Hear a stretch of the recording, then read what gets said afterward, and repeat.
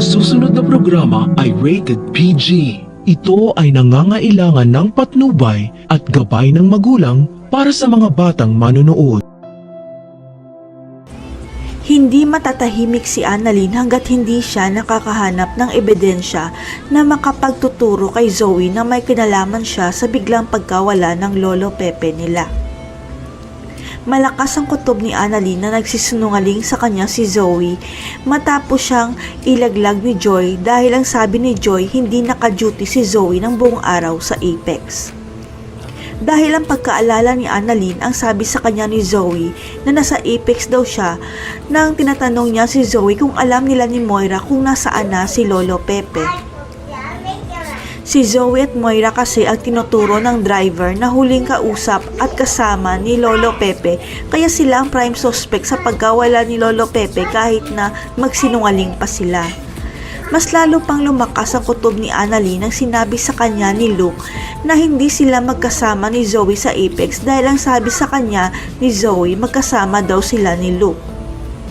Kaya nagpatulong na si Annalyn sa mga kaibigan niya sa Apex para maghanap ng ebidensya katulad ng mga resibo para matukoy kung saan pumunta si Zoe.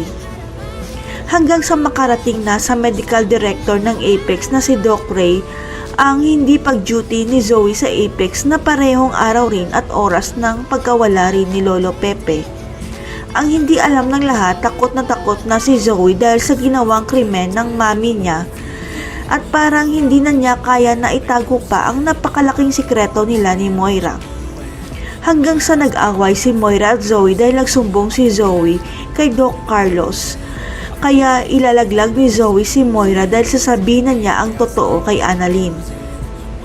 Hindi gusto ni Zoe na mamatay ang Lolo Pepe niya dahil mahal pa rin niya ito. Kahit magkaaway sila kaya gagawin niya ang tama para mailigtas ang buhay ni Lolo Pepe. Hanggang sa matunto ng mga kapulisan ang lungga ni Moira at Balahadja at nasagip nila si Lolo Pepe na nag-aagaw buhay na dahil sa pagpapahirap sa kanya ni Balahadja. Nang malaman ni Doc Ray na kasabwat si Zoe sa pagkidnap kay Lolo Pepe dahil tinulungan pa nito si Moira na itakas si Lolo Pepe, may parusang ipapataw kay Zoe.